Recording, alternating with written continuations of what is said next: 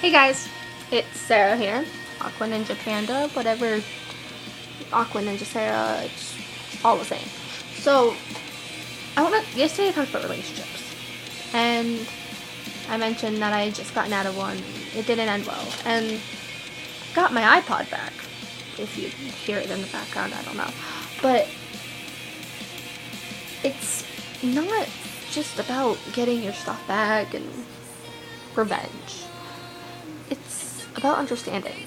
It really is. When there's a breakup, unless the guy is a total tool, you have to try to understand what's going on. And same goes for guys with girls. And I didn't look at it that way when he broke up with me. I looked at it like, oh my god, this can't be happening. I mean, we had just had the tornadoes come through around. His parents lost their work. So I thought maybe he was just going through a tough time and didn't know what he wanted. But he did know what he wanted. He didn't want me. And I couldn't accept that at first. Like, part of me still doesn't accept it. But that's because I was with him for over a year. And we were off and on for like 3. It's just like, oh my god, this is out of nowhere. And I should have seen it coming, but I didn't, because I was extremely naive about this situation. So, now that I get that, we can be friends, even though his mother can't know. And I think, like, something important like that is, you always need to think about the other person.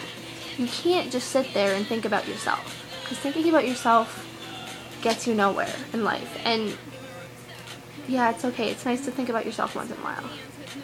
But sometimes you just gotta be humble about it. You gotta say, okay, whatever, yeah, myself is good, but what about him? What about her? He was my best friend, and I almost lost him. Yesterday was very bad for me, and I had a bit of a breakdown, and that's another thing I'll get to later on throughout these vlogs about my problem. And he's helped me so much. And I couldn't really grasp the fact that he wanted to leave. And I kind of rebelled by posting some nasty things about him on Facebook. Mind you, I do kind of stick by what I said.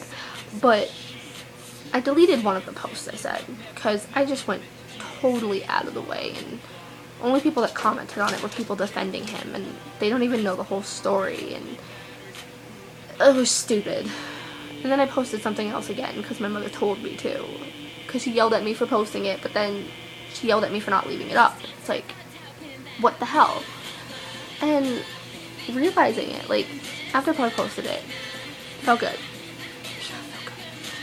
But, is it worth it? Is it worth, like, I don't see how this could be worth it. Like, I love that boy so much. And I didn't realize what I was doing to him, and I feel bad. And now I do realize, and now I'm getting better. Now I know that he wants to be with someone else, whatever. I may think she's a bit of a hoe, but that's another story, and it's not my place. It's his life, not mine. And no matter how much he means to me, it's not worth losing him or blackmailing him, which my blackmail was a total bluff, and he's still following it. I don't know why. It just makes no sense. And I told him it was a bluff. He's stupid. But he texted me this morning, and he apologized for the way his mother treated me yesterday. And I said to him, like, if you really cared, you would call me and have the balls to say it yourself. And I'm surprised. He called me, and we talked for a while. And he even called me back after I hung up on him. And we decided that we're still going to talk.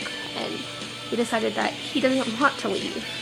That was his mother's doing. And I think that parents try to protect us because they don't know the situation. Like, when, kind of like, I'm going to bring up gay rights here. This is so... People bash gays because they don't know them. Like, they don't understand it. And I think that's what his parents do. They don't know me or understand me, so that's why they bash me so much. And I think it's exactly is. You're scared of what you don't know. And if you don't, and you're not going to try to get to know it if you're scared. It's like when you're a kid and eating vegetables. I don't like that. Have you ever tried it? No. I know I don't like it. You're so insistent on it. And it drives me crazy. And some people are just scared to try new things and let people in. I know I am. I hate letting people in. It's, like, horrible. But I think you need to let new people in. And I think you need to understand. And the only way you can fix yourself is not relying on the same people that you used to. You have to, like, totally and completely change. And that's what I'm doing. So yeah, leave your thoughts or comments and subscribe if you want. I'm not going to be one of those people like, oh, subscribe. It gets annoying. But if you want to subscribe and if you like what I have to say, go ahead. Give me feedback. Feel free. Just remember, it's not all about you. It's never all about you. You could be dying and it shouldn't be all about you.